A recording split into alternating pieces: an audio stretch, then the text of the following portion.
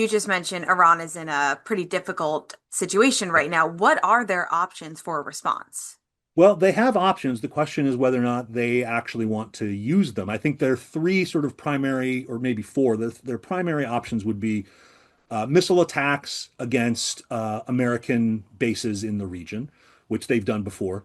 They did in response to the killing of General Soleimani by President Trump in his first administration.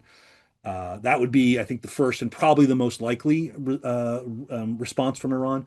Their other responses would be to go after the oil market, the oil economy, either by trying to shut off the Straits of Hormuz, either by mining them or by sinking a ship to block transit through the Straits of Hormuz, or to target Saudi or maybe Kuwaiti or other countries' oil fields directly with missile attacks or drone strikes. And then finally, I think this is maybe the least likely. In the past, Iran, of course, used various proxies around the world to sort of do its foreign policy, commit terrorist attacks and things like that. That's obviously a little bit harder. Israel has wiped or essentially really degraded Hezbollah's capabilities. The Houthis can't do much, but again, they could target shipping through the Red Sea.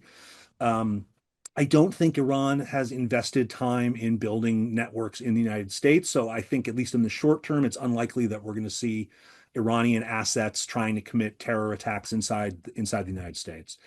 Now, the question, so they have all those possible responses. The problem is, all those are kind of escalatory at this point, and Iran really doesn't have, I think, room to gamble here.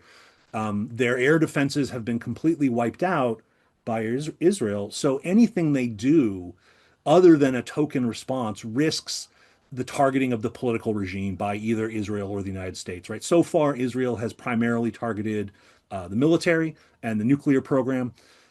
They have not gone after the Ayatollah Khamenei. They have not gone after the political leadership.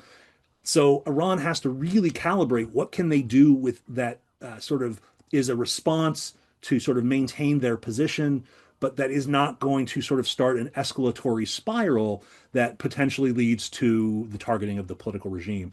That's going to be a really, really difficult needle to thread, and I'm not sure. I don't really know how they're going to do it.